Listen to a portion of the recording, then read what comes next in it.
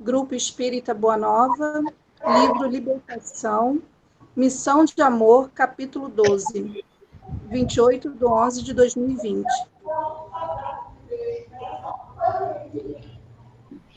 Créditos: Xavier Francisco Cândido, Caminho, Verdade e Vida, pelo Espírito Emmanuel, 27ª edição, Rio de Janeiro, FEB, julho de 2006, capítulo 73, Oportunidade.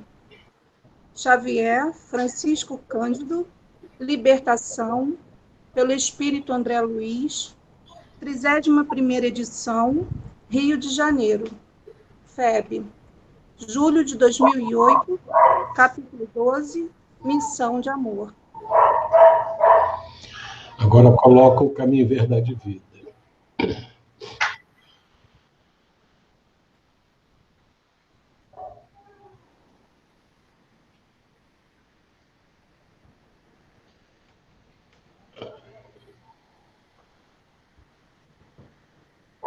Eu podia fechar essa coluna aí da esquerda. Isso.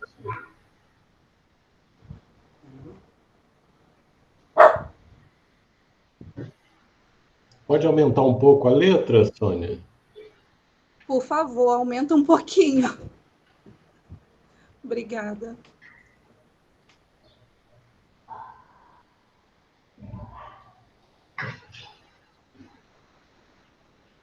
Capítulo, posso começar? Pode começar. Capítulo 73, Oportunidade. Disse-lhes, pois, Jesus: ainda não é chegado o meu tempo, mas o vosso tempo está pronto. João, capítulo 7, versículo 6. O mau trabalhador está sempre queixoso. Quando não atribui sua falta aos instrumentos em mão, lamenta a chuva, não tolera o calor, amaldiçoa a geada, só um pouquinho, e o vento. Esse é um cego de aproveitamento, difícil porquanto somente enxerga o lado arestoso das situações.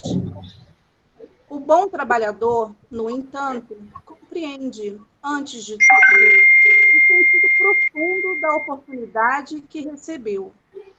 Valoriza todos os elementos colocados em seus caminhos, como respeita as possibilidades alheias. Não depende das estações. Planta com o mesmo entusiasmo as frutas do frio e do calor. É amigo da natureza. Aproveita-lhe as lições. Tem bom ânimo. Encontra na aspereza da semeadura e no júbilo da colheita igual contentamento.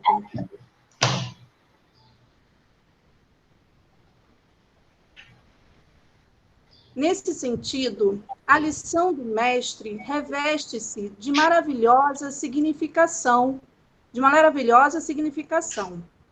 No turvelinho das incompreensões do mundo, não devemos aguardar o reino do Cristo como realização imediata, mas a oportunidade dos homens é permanente para a colaboração perfeita no Evangelho, a fim de edificá-lo. Os cegos de espírito continuarão queixosos.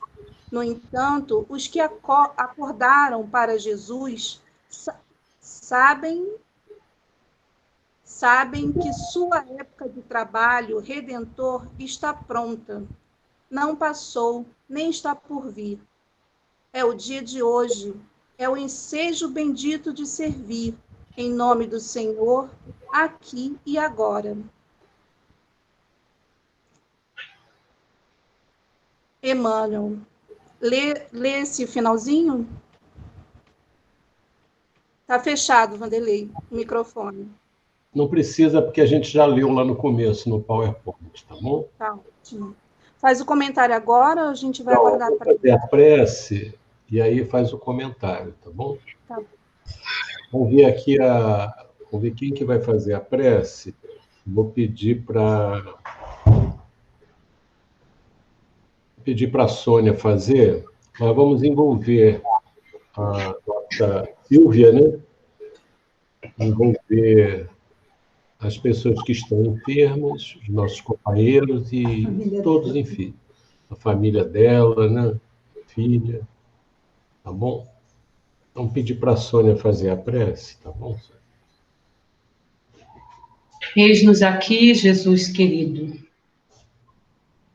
com o coração agradecidos, com os corações agradecidos, pela certeza da tua presença em nossas vidas, pela certeza do teu carinho infinito e do teu cuidado para cada um de teus irmãos aqui na Terra, em caminhada de evolução espiritual. Sentimos, Senhor, a tua presença amorosa através das tuas orientações seguras que nos ajudam a crescer, que nos ajudam a fortificar a presença de Deus dentro de nossos corações. Queremos agradecer-te profundamente por esses momentos em que passamos juntos, onde podemos mergulhar e debruçar nas tuas palavras de luz e de redenção espiritual. Compreender, Senhor, a tua vontade, compreender mais a vontade de Deus, esclarecer os nossos espíritos, para que possamos assim, Senhor, ganhar forças íntimas na certeza do rumo certo a seguir, rumo a tua edificação, ou a edificação de Deus, do reino de Deus em nossos corações. E assim, Senhor, fortalecidos e com este reino edificado em nossos corações, nas nossas almas, nós poderemos, Senhor, estar vivendo um momento de mais paz, de mais luz, de mais amor. É isto que, Senhor, que o Pai Deus nos reserva, este reino de amor. Ajuda-nos a edificá-lo em nossas almas. E te pedimos por todos os companheiros que caminham junto nesta luta na Terra, na compreensão mais profunda das tuas verdades, que trabalham contigo e não medem esforços para serem os semeadores. E te pedimos também, Jesus querido, que possas fortalecer todos aqueles que têm voltado à pátria espiritual nestes momentos em que estamos vivendo. Quantos companheiros nossos, Senhor, têm voltado a esta pátria verdadeira? Quantos, Senhor, têm sentido descortinar um mundo novo, uma nova realidade? E para esses nossos irmãos, nós temos a certeza de que teus mensageiros de luz vão de estar acolhendo, fortalecendo-os, ajudando-os, Senhor, no novo momento, ajudando-os, Senhor, a se desprenderem desta terra, daqueles que aqui ficaram, não se separando, Senhor, mas que eles tenham ganhando forças e coragem para edificarem nos seus corações a certeza do amor eterno, a certeza do amor, do teu amor em nossos corações. E esses que voltam ao Senhor possam se sentir fortificados, continuar a sua trajetória, na certeza, Senhor, de que estamos todos caminhando juntos. E eles, assim, fortalecidos na tua luz, que eles possam ganhar forças, amparo e coragem, e sentirem seus corações edificados, para, ao retornar junto de nós, nos dar ânimo, nos fortalecer, nos dar coragem, para permanecermos aqui nesta terra abençoada, nesta escola de edificação de nossos espíritos, para que possamos, Senhor, aqui nas experiências da vida, despertar para o reino de Deus em nossas almas. Acolhe a nossa querida irmã, que volta a este mundo, Senhor, a nossa verdadeira pátria. Que ela sinta na sua alma a tua presença, querida, e as nossas vibrações mais doces e suaves, de continuidade, de fortalecimento, de edificação do teu amor em seu coração. Obrigada por esses momentos de paz que traz para os nossos corações o conforto e o reconforto, Senhor, da tua presença em nossas almas. Que assim seja. Você conduz aí, Vera. Conduz e nós vai ter um comentário. Bom, nosso capítulo 73, oportunidade. Basicamente, a oportunidade ela é bendita, né? Ela tem a ver com a providência divina. Nós temos oportunidades em todos os momentos, né? Dentro do lar, dentro do trabalho, dentro do momento de meditação. E muitos, como eu, como tantos que ainda não sabem aproveitar essa oportunidade e muitas vezes a perdem se queixando.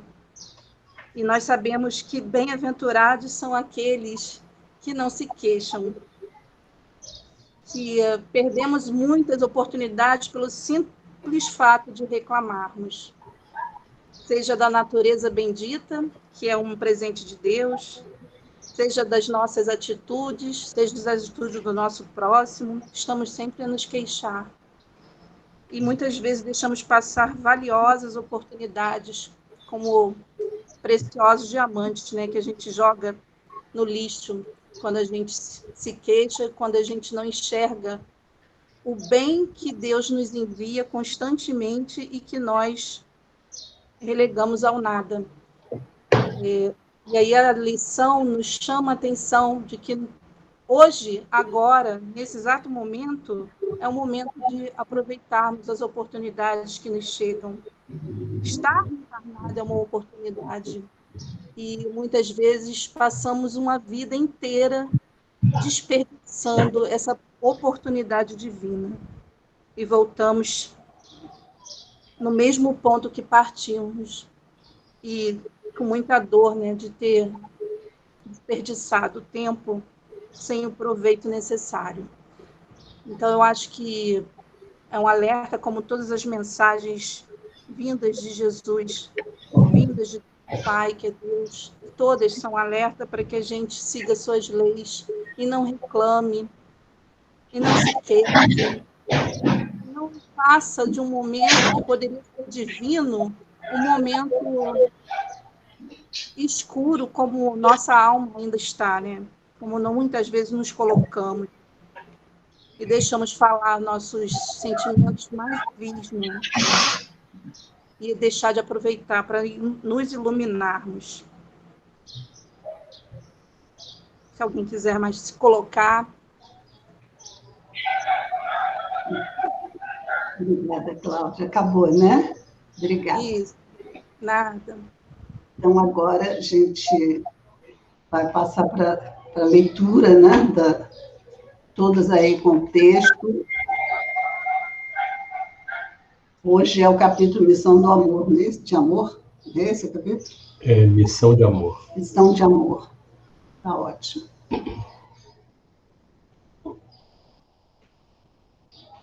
Tá bom.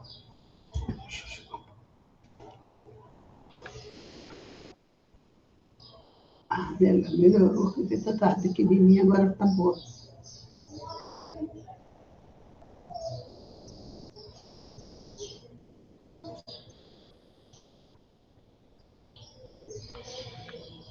Lourdinha, pode ler para a gente, Lourdinha? Posso. Está começando o capítulo, né? Está começando. Tá. Só Capítulo 12, Missão de Amor. Tá.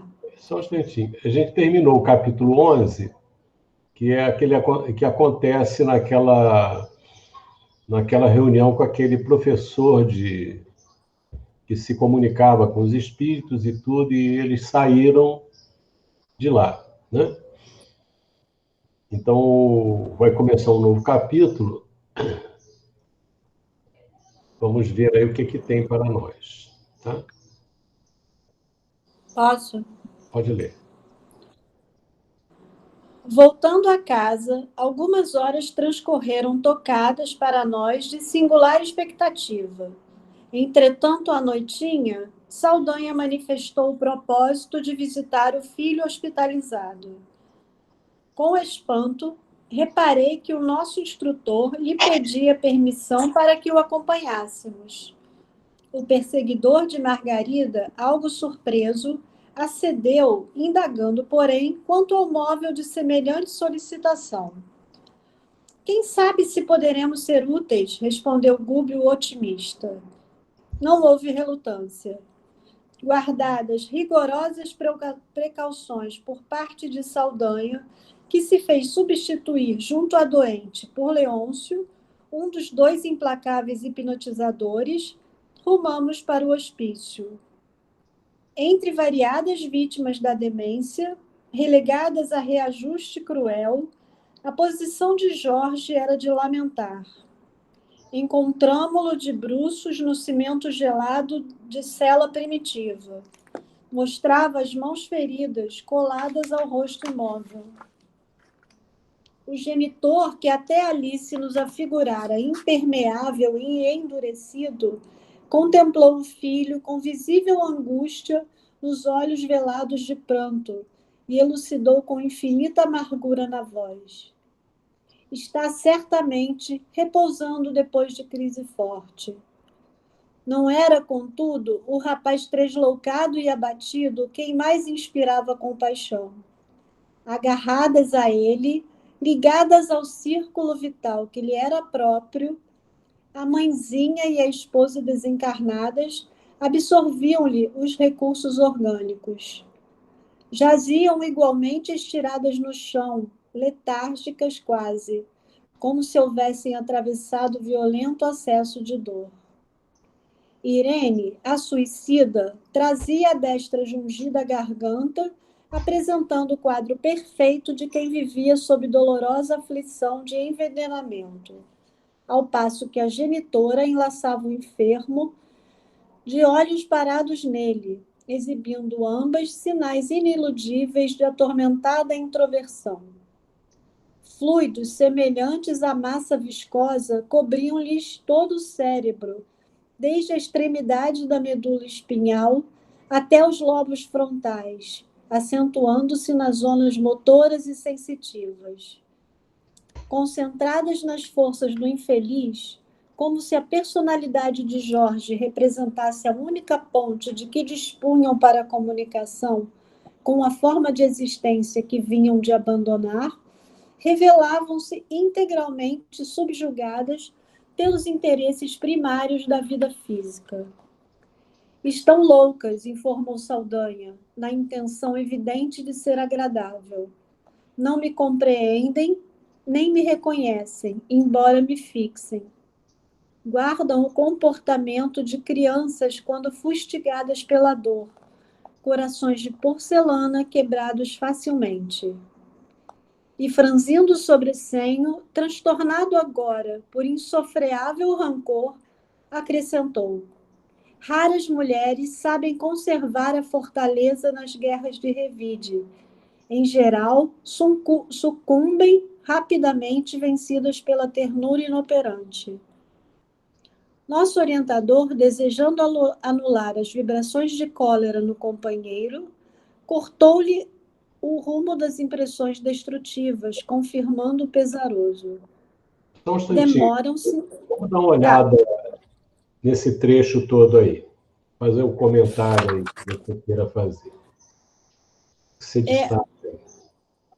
Então, mostra que por trás de todo o ódio que o Saldanha tinha, né, de toda aquela raiva que ele descontava na Margarida, tinha uma grande dor, né? Um grande sofrimento, que foi o que desencadeou, né, a vingança dele. Então, o filho dele, que estava no... Eu não entendi se é manicômio ou se é no preso. É um hospício, né? Ah, tá. Então, ele estava no hospício, e aí ele fala que ele estava num estado lastimável, mas que, na verdade, pior que ele, estavam a esposa dele, que se suicidou, e a mãe dele. E elas estavam presas a ele, né, ligadas a ele, com fluidos que cobriam o cérebro e também nas zonas motoras e sensitivas, e estavam, ele era o meio delas sugarem os fluidos, o fluido vital dele, eu acho, né? Que era o meio delas sentir como se elas estivessem, o mais próximo que elas estivessem de estar encarnadas. Era a sensação que elas buscavam, né? A sensação da encarnação. E aí é isso que eu destaquei. Quer dizer, é interessante que ele saiu lá da Margarida, mas deixou um dos hipnotizadores tomando conta, né? Eles não abandonaram o serviço. Ele aproveitou que ele tinha preocupação com o filho dele, Jorge, né? E é interessante, né? Esse quadro é um quadro muito doloroso, né? Tá o rapaz lá encarnado e as duas mulheres desencarnadas, a mãe e a esposa. E a esposa suicidou-se, né? Perante aquele quadro, não é isso? De ele ser injustiçado. Você vê como é que são as coisas, né? As pessoas, ele foi julgado, foi condenado sem ter culpa, né? Por um juiz. Olha só o que as consequências de um ato, né? O juiz não olhou com atenção, ele foi condenado e nesse processo ele enlouqueceu, né? Também com as influências, a mulher se suicidou, a mãe também se desequilibrou, o pai, que é o Saldanha, também estava profundamente desequilibrado e não via, por falta de conhecimento, não via como resolver a questão, né? E é interessante que o Gúbio pede para acompanhar. E o André Luiz e o Eloy, eles ficam surpresos com aquilo. O que vai fazer o que lá? O nosso trabalho é aqui, né? Mas o Gúbio tinha uma visão mais ampla, né? Ele tinha uma visão mais ampla que a gente vai ver o desencadear aí. Então ele foi lá para ver como poderia ser útil, né? Muito interessante. Chega lá, estão os três envolvidos, os três espíritos lá num processo de terrível, né? Você vê que é um processo de obsessão também de pessoas que se amam, né? Mas que se amam de uma forma que não é verdadeiro amor, né? Um processo que tem dentro a vinculação com o filho, com a esposa, mas com sentimentos muito desequilibrados, né? Então é importante a gente ver isso aí. O que mais que a gente pode destacar? Alguém quer... Ô, Vanderlei, deixa eu só perguntar uma coisa. A esposa se matou depois que ele foi julgado injustamente, né? Isso. E a mãe é dele, não é dela, né? É dele. E ela já tinha desencarnado antes disso? Não, ela desencarnou, acho que depois também. Vamos ver aí. Ah, tá. Quem tinha desencarnado antes foi o Saldanha, né? Interessante que a mãe e a esposa absorviam os recursos orgânicos do filho, do marido.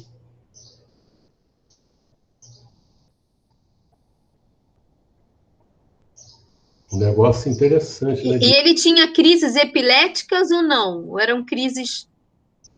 Não, aí não fala em crise epilética, não. Acho que é um desequilíbrio pela injustiça e também pelo que complicou com a ação da esposa e da mãe, né? Vanderlei, Foi. quando eu já tinha lido esse livro, tá? Mas ainda não lembrava mais dos detalhes. E aí, quando eu voltei a ler agora, na nossa reunião, eu ficava pensando assim, poxa, mas o Gúbio vai ficar lá junto com a Margarida, mas ele não chegou e não falou que foi ajudar, que era para tirar os obsessores, ele não falou nada disso, ele ficou lá quietinho, só observando, que foi o Gregório permitiu que ele fizesse isso. E aí a gente vê mais na frente que aparece essa oportunidade, porque agora ele vai aproveitar essa oportunidade. Mas não adianta, não.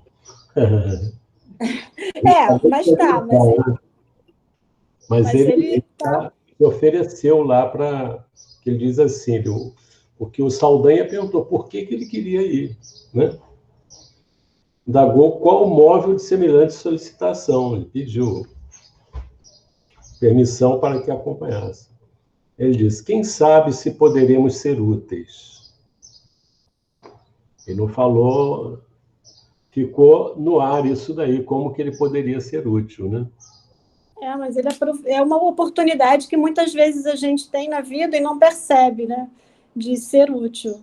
E às vezes passa. A gente tem que ficar atento como o Gúbio estava.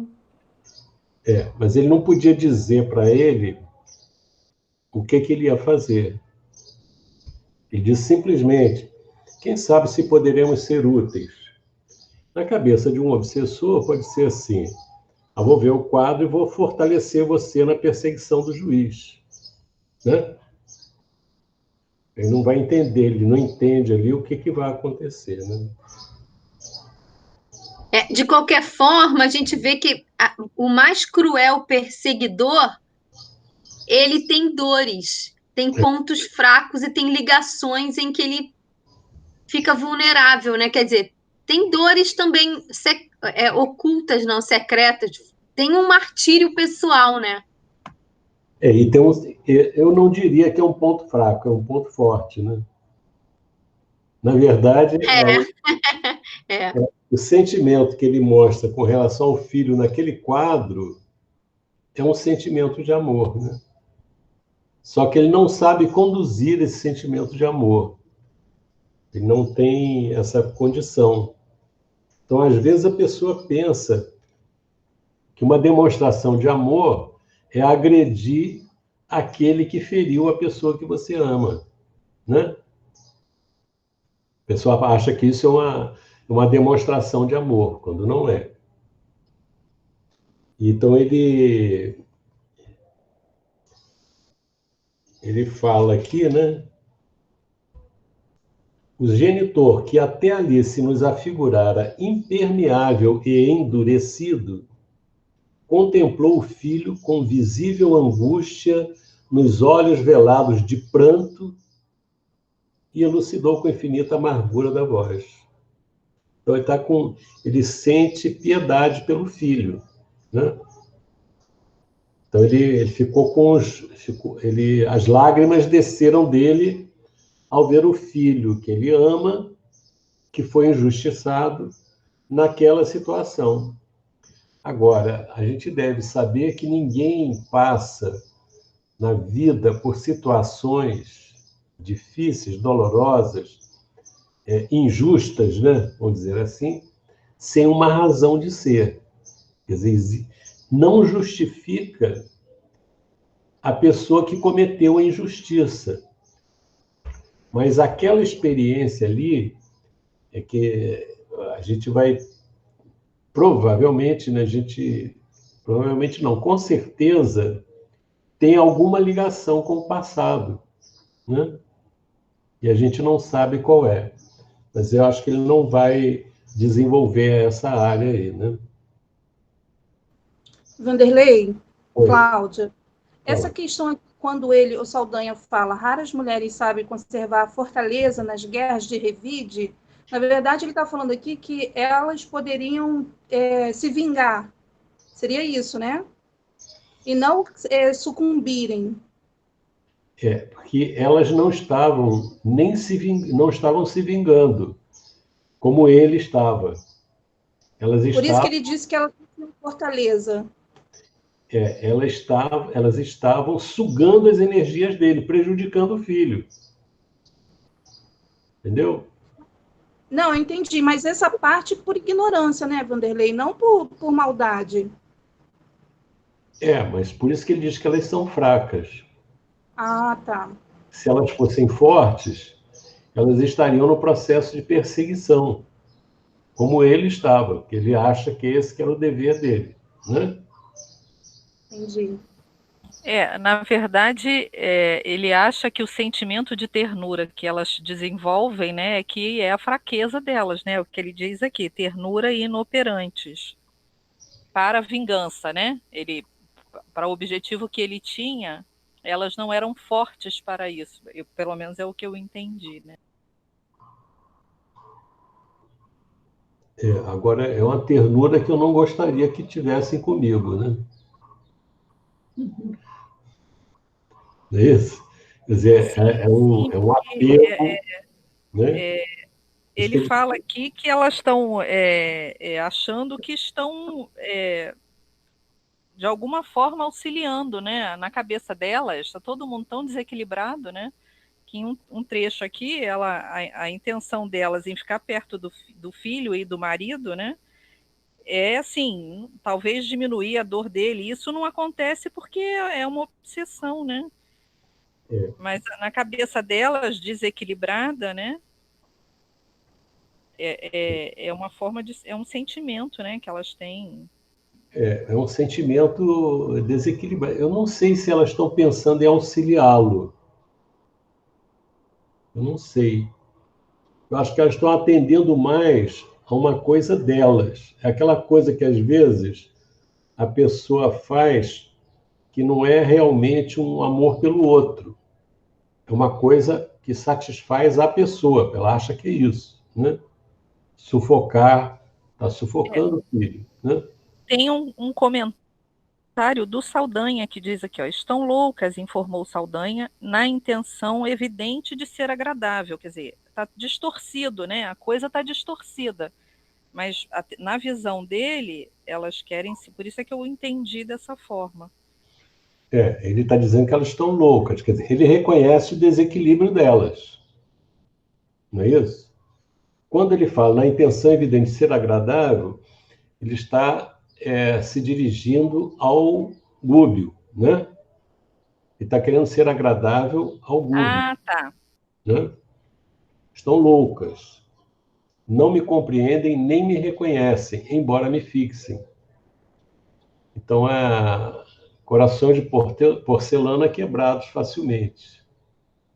Quer dizer, ele só conhece, ele não reconhece isso como uma ação correta, e realmente não é. Mas o que ele acha que deveria ser também não é, né? É por ignorância mesmo. Né? Tá bom? Agora, aí, esse comportamento delas pode acontecer até de encarnado para encarnado, né? Com certeza. Quer dizer, o processo obsessivo nem sempre é de inimigo. Pode ocorrer de desencarnado para desencarnado, de desencarnado para encarnado, de encarnado para desencarnado e de encarnado para encarnado. Né? Domínios, em que um se submete ao outro. Né? Pode ser uma coisa coletiva, né? E a gente vê quando surgiu o nazismo, era uma obsessão coletiva aquilo, né? Então, bom, vamos prosseguir? A gente está vendo o quadro, a gente viu o quadro qual é. Ele está numa condição de muito sofrimento, né? Muito desequilíbrio, sendo prejudicado pelas pessoas que supostamente o amam. E para elas amam ele, né? Vamos continuar aí. Vou pedir agora para... Deixa eu ver aqui.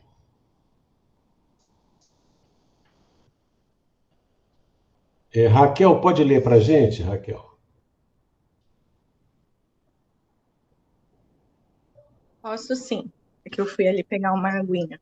Começa um pouquinho antes desse demoram-se, ao parágrafo anterior. Isso aí. Nosso orientador, desejando anular as vibrações de cólera do companheiro, cortou-lhe o rumo das impressões destrutivas, confirmando o pesaroso.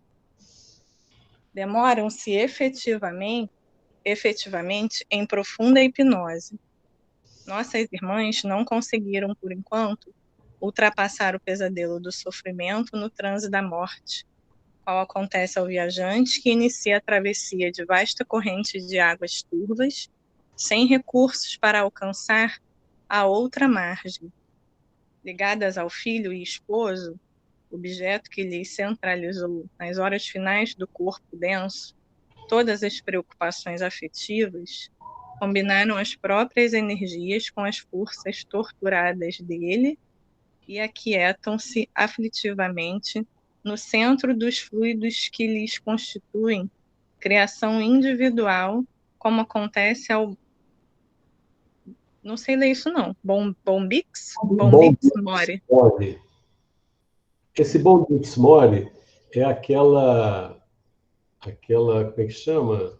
Essa borboletinha caseira que vira o bicho da seda. É o que está aqui no meu livro, está dito. Bicho da seda, lá no rodapé. Não é o bicho da seda, né? Ela é a mariposa, não é isso? Que gera a larva, que faz o bicho da seda. Tá. Vamos lá. Imobilizar. Peraí. Como acontece a Bombix Mori, imobilizado e dormente sob os fios tecidos por ele mesmo. O obsessor de Margarida registrou as observações, demonstrando indisfarçável surpresa no olhar e acentuou mais calmo. Por mais que eu me procure insinuar, gritando-lhes meu nome aos ouvidos, não conseguem entender-me. Em verdade, movem-se e se lastimam através das longas frases desconexas, mas a memória e a atenção parecem mortas. Se insisto, carregando-as a custo, ansioso por infundir-lhes vida nova com que me possam auxiliar na vingança, vejo baldado todo o esforço, porquanto regressam imediatamente para Jorge, logo que os suponho livres, no impulso análogo ao das agulhas que um imã recolhe à distância. Tá bom, vamos comentar isso aí? Eu entendi que que elas estão ligadas ao Jorge, porque na hora do desencarne, esses dois espíritos estavam preocupados com o Jorge. Aí eu fiquei na dúvida aqui se o Jorge também ficou alimentando esse sentimento, por isso dessa ligação. Quando eu li aqui, eu entendi que foram a mãe que quando desencarnou ficou preocupado com ele, por isso que ela hoje fica ali grudada ao corpo dele. Ai, peraí, Sônia. Deixa eu achar aqui no meu livro.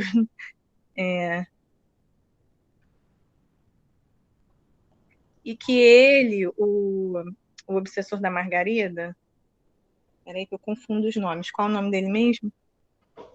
É o Saldanha. Saldanha. Ele tenta desvincular do Jorge esses dois espíritos, mas ele não consegue, né? Que por mais que ele chame-os, eu achei assim que ele não vai conseguir desvincular, porque ele chama para dar continuidade ao objetivo dele de vingança. Ele não chama com o objetivo de auxiliá-los. Foi isso que eu consegui extrair daí. Tá certo. Alguém quer comentar? Vanderlei, Fala. o que me chamou a atenção é que ele, o Saldanha, mesmo tocado, né, de compaixão pela situação, não muda o foco, né?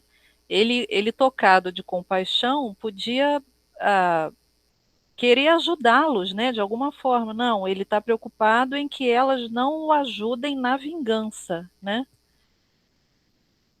É isso aí. Mas vamos ver o começo ali. A gente está focando no Saldanha. Mas vamos ver o que o Gúbio faz.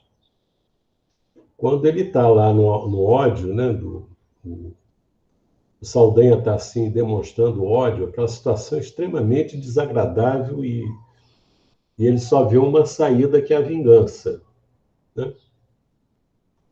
O que o Gúbio faz? O Gúbio procura desviar o assunto para outro campo, né? Então ele começa a analisar o caso delas. Demoram-se efetivamente em profunda hipnose. Quer dizer, elas estão num processo de hipnose, né? Até de auto-hipnose, né? Que a pessoa, como ele também, num certo sentido, também está, o Saldanha. Então ele diz que elas não conseguiram, por enquanto, ultrapassar o pesadelo do sofrimento no trânsito da morte. Quer dizer, é aquela história que, quando Jesus fala bem-aventurados os aflitos, não são todos os aflitos que são bem-aventurados, né? Elas estão naquele momento, na situação de morte, elas não conseguem se desprender daqueles sentimentos até de revolta, né? Em relação ao filho e ao marido. Tanto que uma chega a se suicidar, né? Não conseguiram, por enquanto, ultrapassar o peso do sofrimento no trânsito da morte. Quer dizer, a desencarnação, a morte, a pessoa precisa atravessar esse transe em condições de equilíbrio. Quanto mais equilíbrio, melhor. Mas como elas estão, de um lado, sofrendo e não aceitando aquele sofrimento e na angústia, naquele processo de desequilíbrio, elas não conseguem fazer essa saída da vida física para a vida espiritual em condições positivas, né? Diz: qual acontece ao viajante que inicia a travessia de vasta corrente de águas turvas sem recurso para alcançar a outra margem. Então, olha só, ligadas ao filho e esposo, objeto que lhes centralizou nas horas finais do corpo denso, quer dizer, a preocupação com o filho e com o marido eram as preocupações centrais delas na hora da desencarnação.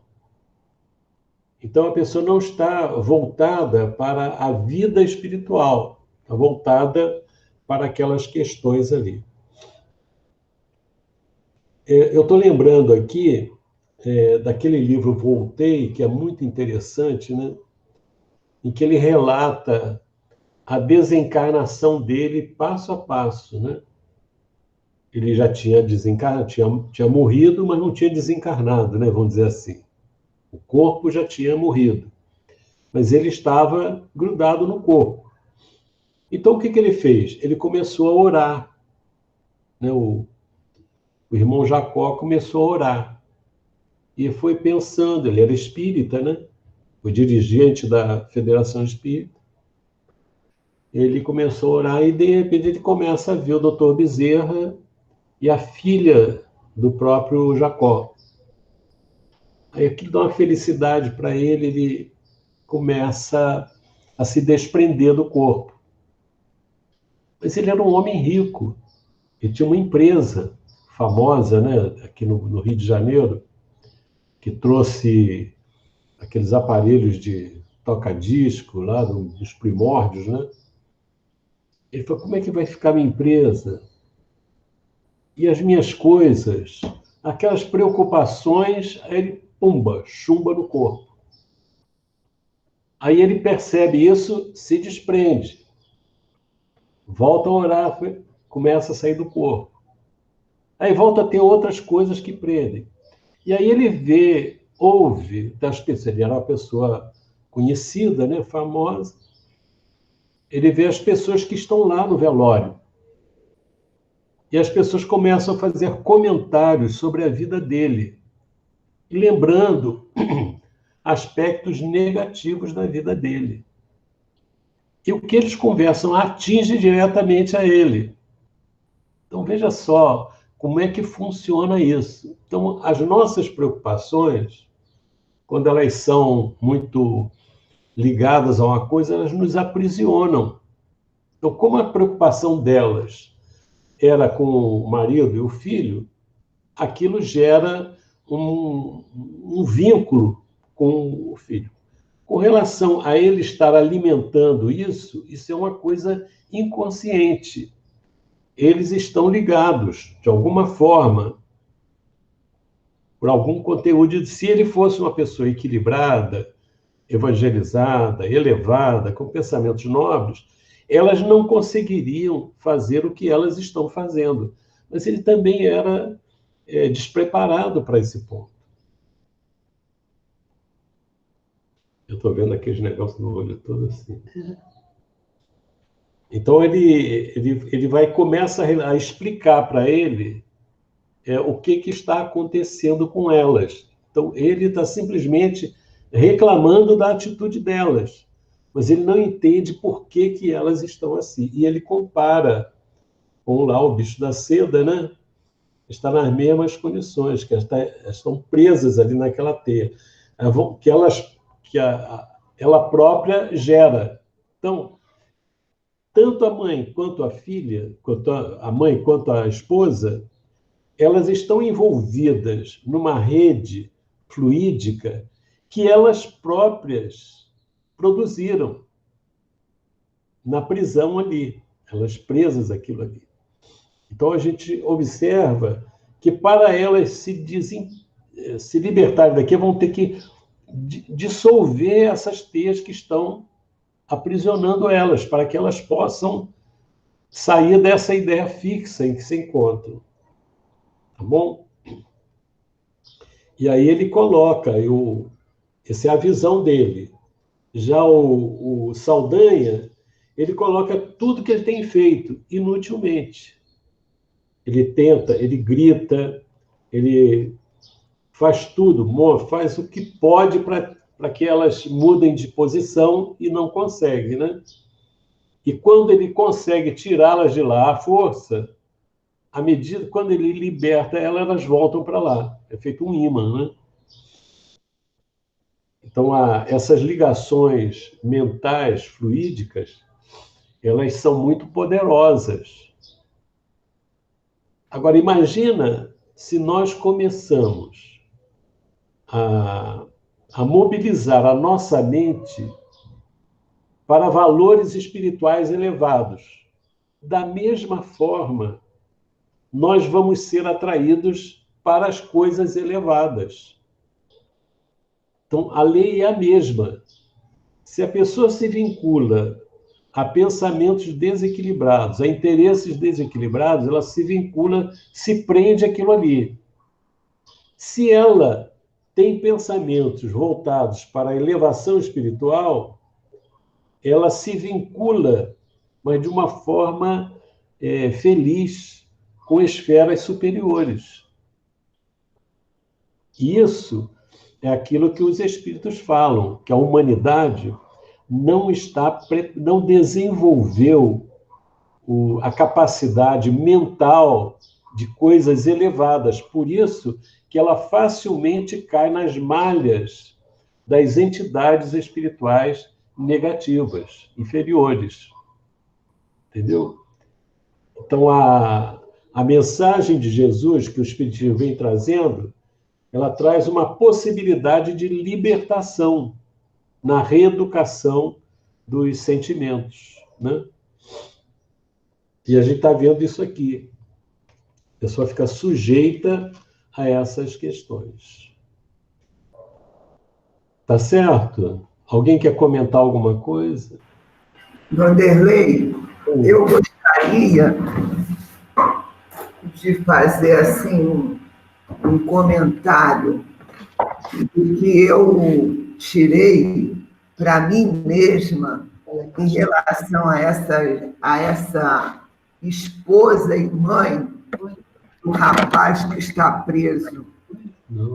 Eu entendi assim, que muitas vezes o nosso sentimento, nós podemos até achar que nós amamos o outro, mas se nós não estamos equilibrados, assim, minimamente equilibrados com as leis divinas, aquele nosso amor, que talvez seja um amor enganado, ele absolutamente vai ajudar ao ser amado. Isso é que eu tomei como lição para mim, porque talvez essa mãe e essa esposa amassem do jeito delas o homem, né? O que está prisioneiro. Mas o desequilíbrio em relação à lei divina era tamanho delas, né? Pela fraqueza espiritual, não estou... Né? Então, isso aqui eu tomei para mim. Não basta a gente amar se a gente acha que ama, se a gente não está minimamente sintonizada com as leis divinas, aquele nosso sentimento vai ser um grande desengano para mim mesma e para o outro. Eu tomei isso como lição para mim. Tá certo. A gente observa o seguinte, essa palavra amor e o verbo amar, a gente usa muito, né? A gente diz assim, matou por amor. Meu Deus do céu, né? Então, nós estamos aqui na Terra com a incumbência de aprender a amar. Primeiro, aprender o que é amor. E aprender a amar. Então, isso é um processo que nós temos que refletir sobre ele. A gente lembra que todos nós estamos em aprendizado disso. Nós não estamos ainda no nível desse entendimento e da vivência desse amor. A gente vê lá em Nosso Lar vários casos, principalmente de mães que disseram assim, que a pessoa diz assim, foi amor demais. Não foi amor demais. A pessoa confunde amar com fazer as vontades da pessoa. Eu fiz isso porque ele me pediu, eu gosto dele, coisa e tal, meu filho, aí faz, né? Então, várias mães pedem para retornar à vida física para poder recuperar os filhos que desviaram do caminho, né? Então, a gente observa isso, muitos enganos, muitos equívocos que a pessoa tem com relação a essa ideia de amor, né? Às vezes é um apego, às vezes é um sentimento de posse, às vezes a pessoa anula o outro, tem várias coisas, a pessoa larga, é desequilíbrio. Você vê, tem gente que diz que larga a pessoa para ela viver porque ama a pessoa. Tem outro que diz, não, eu prendo aqui porque eu tenho que proteger excessivamente, não sabe a medida, que não é uma coisa fácil de alcançar esse equilíbrio. Mas a gente tem que estar sempre pensando, né, sobre isso. Eu lembro que, às vezes, tem umas coisas assim interessantes, né? Quando os meninos eram crianças, né? Falei, vocês vão ter que aprender a atravessar a rua. Então, eu sempre levava para o sinal e falava, a gente só atravessa a rua no sinal, né? Você olha se o sinal ficou verde, Mas não confia só nisso, não, porque o que para carro não é sinal, é freio. Se o camarada não pisar no freio, ele passa por cima de você. Então, aquilo, a repetição, repetição, vai, até que chega um dia que você tem que deixar. Mas não pode ser antes do tempo. Você não sabe exatamente qual é o momento que você vai fazer isso. Mas é gradativamente, né? Eu sempre falo assim, é muito fácil a gente educar o filho dos outros. Quando a pessoa tem filho, aí que vê que a coisa não é simples. E você vai ter que ir caminhando, sem soltar demais, sem prender demais. É um exercício de equilíbrio, né? Então, vai aí. O pessoal diz assim, né? Você tem que segurar o filho como você segura um passarinho vivo. Se você abrir mão, o passarinho vai embora. Se você apertar demais, você mata o passarinho, né?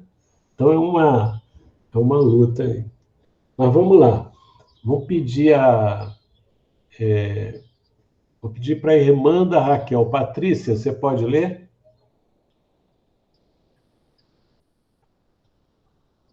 Peraí, Vanderlei, vou tentar. Deixa eu sair daqui da sala que as crianças estão vendo filme.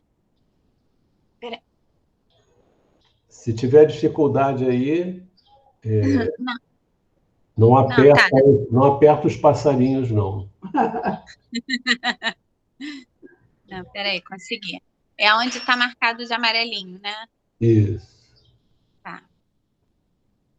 Sim, corroborou o nosso diretor.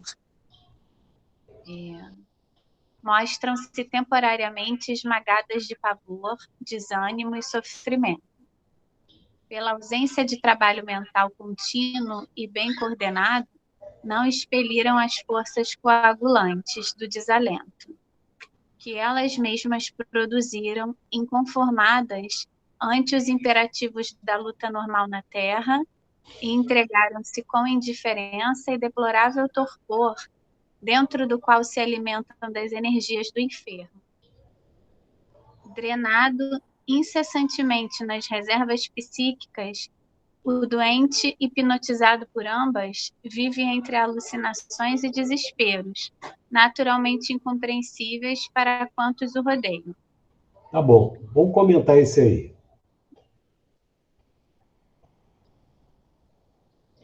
Eu não acompanhei tudo que você falou antes, mas eu estou entendendo aqui. Você sabe do que está se tratando, né? É a mãe e a esposa desencarnadas sugando as energias psíquicas do marido, do filho e do marido, que está encarnado. Tá. Mas quem é que está aqui se mostrando esmagado de pavor, desânimo e sofrimento? É quem está encarnado, né? Não, é quem está desencarnado. Tá As duas mulheres estão temporariamente esmagadas de pavor, desânimo e sofrimento. Tá? Tá, então não vou conseguir explicar, não. Posso passar para alguém? Pode passar, deixa eu ver. Passa para o Gustavo. Marido é para outras coisas. Tá bom, ele vai me ajudar. Vai, Gustavo. Só corre a. Para mim? Só corre a partir. Não vai dar. Isso, hein? Tem uma coisa apitando aí, hein? Vocês estão me ouvindo? Tá. Está dando microfonia aqui.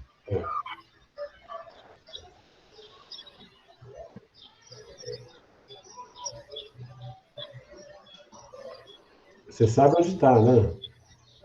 Sei, é para comentar o que ela leu, é isso? É. Se tiver também com os passarinhos aí, pode passar para outro. Eu estou no outro cômodo aqui. Ele confirma algumas coisas que a gente já falou, em função da ausência de trabalho mental contínuo, bem coordenado. Elas drenam as forças psíquicas do rapaz, né? e ele apresenta quadros lá de alucinações e desesperos. E me parece que quem está encarnado lá, inclusive, não consegue identificar a causa desse quadro de desespero e alucinação que o rapaz vive, né? Exato. Está relatando aí, parece de ordem espiritual, né? Olha só que interessante, né? As duas desencarnaram. E elas estão temporariamente esmagadas de pavor, desânimo e sofrimento. Quer dizer, temporariamente, porque isso não é eterno. Esmagada, essa coisa dá uma ideia mesmo de como a pessoa está se sentindo. De pavor. Estão apavoradas com a situação que estão vivendo. Desânimo, porque não vem saída daquilo ali. E sofrimento, porque aquilo ali dói, né? Agora, olha só o que está acontecendo. Os espíritos, volta e meia, falam essa questão aqui, ó. Pela ausência de trabalho mental contínuo e bem coordenado, não expeliram as forças coagulantes do desalento, que elas mesmas produziram, inconformadas ante os imperativos da luta normal na Terra e entregaram-se com indiferença a deplorável torpor, dentro do qual se alimentam das energias do inferno. Então, olha só qual é a situação. Ausência de trabalho mental contínuo e bem coordenado. Esse trabalho mental não é a pessoa exercitar a mente para fazer conta, né? Fazer cálculo integral, diferencial, né? Mas é trabalho mental de construção no psiquismo de ideias elevadas, ideias espiritualizadas. Ou seja, as pessoas parecem que estão muito voltadas para as questões materiais, a vida, o diário, aquela coisa, o cotidiano, e fica naquilo ali. Não rompe essa barreira da matéria. Isso tem que ser um trabalho mental contínuo. E, de repente, a pessoa, não, eu vou lá no espírita, não, eu vou no centro, lá na reunião pública, assisto, tomo passe, tudo bem. Eu vou na igreja católica, vou lá, assisto a missa uma vez por semana, tudo bem. Eu vou não sei o que, entendeu? São coisas assim, espasmos de trabalho, que não são trabalho. Então, é importante, por isso que a gente sempre destaca que não basta a gente conhecer os princípios básicos da doutrina espírita. Nós temos que refletir. Essa reflexão é que é um trabalho mental contínuo, se nós fizermos essa reflexão continuamente e bem coordenado, ou seja, não é uma coisa assim sem parâmetro. A pessoa tem que buscar, tem que analisar, tem que juntar as coisas, as ideias. Qual é a relação que tem a minha crença em Deus com os fatos que estão ocorrendo na minha vida? Qual é a relação que existe entre o conceito de reencarnação e o que eu estou passando nessa vida? O que é a minha vida? Para que serve? O que eu estou fazendo dela? Isso é uma reflexão permanente, é um trabalho mental contínuo e bem coordenado. Nós precisamos desenvolver essa postura. Por isso que lá no livro Os Mensageiros, o Espírito fala, o orientador fala, que a humanidade, de um modo geral, na quase totalidade, não está preparada para as facilidades que o progresso intelectual propicia a gente. Porque atende o corpo físico, mas as necessidades espirituais não atende. E elas só serão atendidas com esse trabalho mental contínuo e bem coordenado. Então, o que acontece? A quantidade de suicídio imensa. Quadros de depressão muito grandes, que muitas vezes podem ter atuação de ordem espiritual pela vinculação dos espíritos. Nem tudo, mas uma grande parte com certeza tem. Então, essas duas mulheres, elas não desenvolveram isso. Então, a pessoa, às vezes, fala assim, não, eu não preciso de pensar em coisas espirituais, porque minha vida está muito boa, está tudo bem. Até que chega uma hora, vem uma experiência difícil. No caso delas, a experiência difícil foi a condenação injusta, aparentemente injusta, considerando essa encarnação, do filho e do marido. E o que ocorre? A pessoa desaba. Surge a situação difícil e a pessoa entra num desequilíbrio profundo, porque não aceitou aquilo. Como é que pode? Aí tem que culpar alguém. Lógico, não faltam culpados. O juiz é um culpado. Aí, o que eu vou fazer, então? Vou atacar o juiz. Entende como é que é a falta de preparo para a vida? Você vai atacar, se esquecendo de que a vida prossegue para todo mundo. E cadê a crença em Deus? E a pessoa diz, como é que Deus foi fazer isso comigo? Ué, você tem que refletir por que essas coisas ocorrem. Então, a pessoa entra num desalento. Surge uma doença, a pessoa entra em desequilíbrio. Surge a desencarnação de um ente querido, ela afunda. Surge a perda de um emprego, ela se suicida. Entendeu? Então, é um negócio assim. Então, ela, por falta disso, porque a experiência difícil, ela propicia algumas forças negativas que não estão do lado de fora. Surge a situação difícil, dentro da pessoa desabrocham várias coisas. A revolta surge, o desalento, vários sentimentos que estão lá dentro, que não aparecem porque do lado de fora está tudo bem. Quando alguma coisa começa a não acontecer bem, vem à tona todo esse quadro. A pessoa não aceita como a vida é. Eu queria ser outra coisa. Eu não queria ser assim. Então, a pessoa reage contra aquilo. E aquilo vem à tona.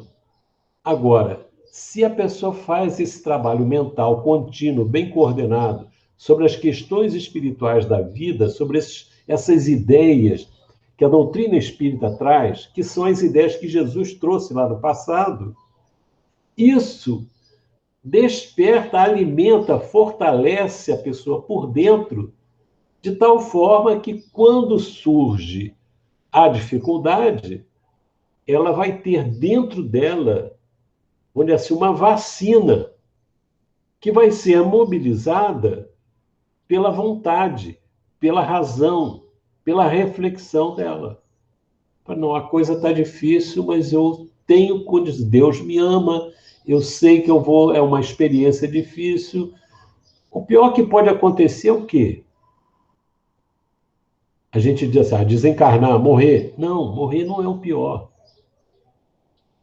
Pior do que a morte é a morte moral, é quando a pessoa entra no desequilíbrio. Que a morte, se nós estivermos bem, é a libertação. Estaremos bem. Então, qualquer jeito, a pessoa pode desenvolver essas possibilidades. Então, nessas condições, elas, antes inconformadas, olha só, inconformadas, que elas produziam, inconformadas ante os imperativos da luta normal da Terra. Por que é a luta normal da Terra? Porque a Terra é um planeta de provas e expiações. Então, não tem uma pessoa na Terra que não vai passar pelas provas e expiações. Não tem. A não ser aqueles espíritos elevados, que acabam sofrendo mais do que nós, como a Alcione e outros mais. Então, ante os imperativos da luta normal na Terra.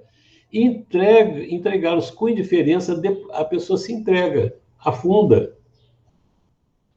E aí vai fazer o quê? No caso delas, dizem, uma se matou e a outra morreu e foram chupar a energia do filho do esposo. Veja só. E diz que isso é amor. Não é. Não é amor.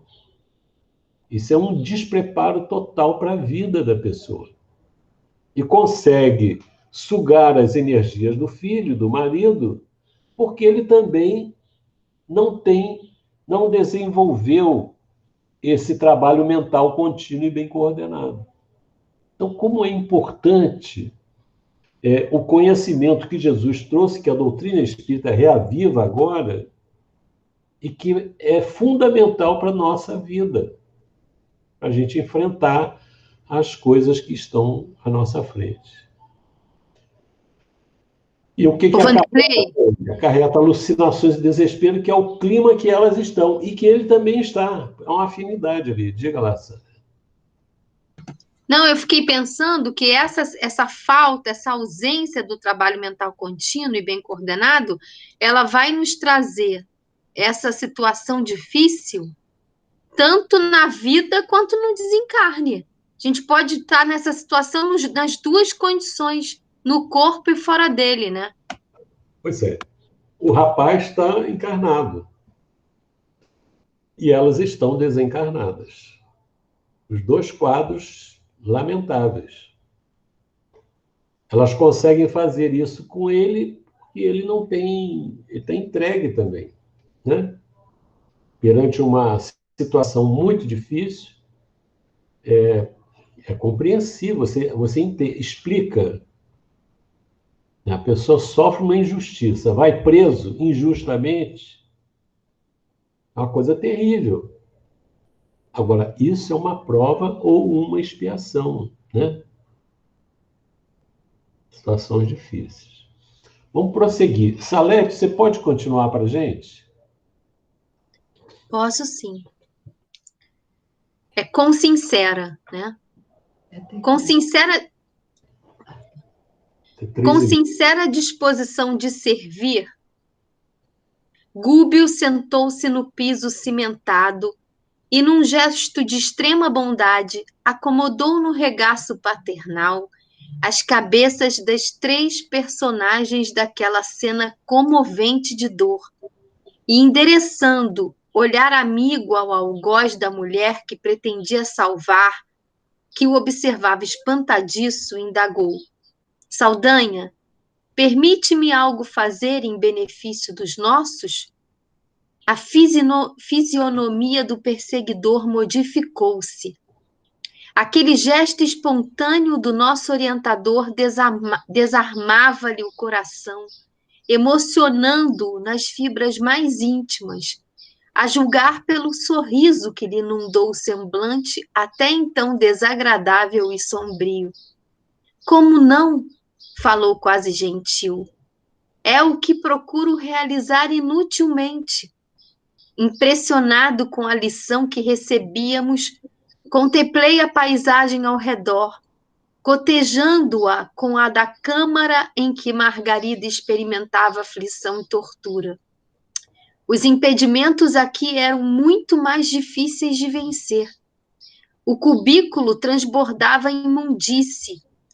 Nas celas contíguas, entidades de repugnante aspecto se arrastavam a esmo. Mostravam algumas características animalescas de pasmar. A atmosfera, para nós, se fizera sufocante, saturada de substâncias escuras, formadas pelos pensamentos em desequilíbrio. De nuvens.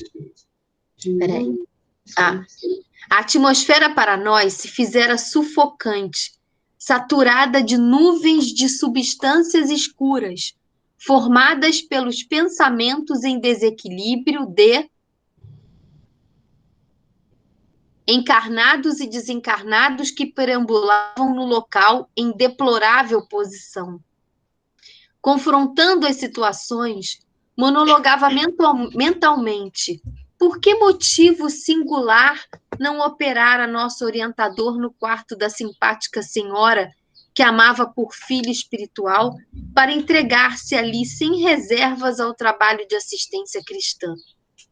Vendo-lhe, porém, a solicitude na solução do problema afetivo que atormentava o adversário, entendi pouco a pouco, através da ação do mentor magnânimo, a beleza emocionante e sublime do ensinamento evangélico. Ama o teu inimigo, ora por aqueles que te perseguem e caluniam, perdoa 70 vezes 7. Legal. É para continuar? É. Gúbio, sob nosso olhar comovido, afagava a fronte das 3 entidades sofredoras, parecendo liberar cada uma dos fluidos pesados que as entorpeciam em profundo abatimento. Decorrida meia hora na evidente operação magnética de estímulo, endereçou novo olhar ao verdugo de Margarida, que lhe analisava os mínimos gestos com dobrada atenção e interrogou: Saldanha, não te agastarias se eu orasse em voz alta? A pergunta obteve os efeitos de um choque. Oh, fez o interpelado surpreendido. Acreditas em semelhante panaceia? Mas sentindo-nos de pronto a infinita boa vontade, aduziu confundido. Sim, se querem. Nosso instrutor valeu-se daquele minuto de simpatia e, alcançando o pensamento ao alto, deprecou humilde. Chega aí. Emocionante isso, né? É emocionante. Toda vez que eu leio isso, eu fico emocionado. Ainda mais hoje. Eu li, eu fiquei com a voz embargada. Agora, de novo, que coisa linda. Diz aí, Salete, fala aí o que você achou disso. Eu também fiquei emocionada. A gente já teve uma manhã muito emocionante, né? E fiquei pensando como Deus é bom, como Jesus, de fato, veio trazer um caminho sem esse clichê, sem essa coisa, Jesus salva, Jesus é o caminho. Não, mas de fato, compreender essa mensagem do perdão no lugar da vingança, do amor no lugar do ódio, o nos doarmos, nos renovarmos no lugar de vivermos só para nós mesmos, do egoísmo, né? Quer dizer, isso aqui, você vê que coisa, como Deus é bom de oferecer essa oportunidade, e o Gúbio olhar aquelas pessoas com piedade. De fato, deve ser o maior investimento que a gente pode fazer na nossa vida. É de tentar desenvolver pelo outro a compaixão, o desejo de servir, a gente se colocar no lugar das pessoas, mesmo que elas sejam muito difíceis. E ele já deveria ter esse trabalho, porque se ele se sentou ali naquele piso cimentado, né? E num gesto de extrema bondade, acomodar no regaço as 3 personagens daquela cena comovente, né? Aquilo ali já trouxe um impacto para o Saldanha. E depois ainda perguntar sempre humilde, eu posso ir com você? Depois, será que eu posso fazer uma oração? E agora, né, você acredita nessa panaceia? Mas pode, porque como ele em nenhum momento agiu com vaidade, com arrogância, sempre perguntando. E aquilo era uma atitude de humildade, né? Se ajoelhou, acolheu com amor, com brandura.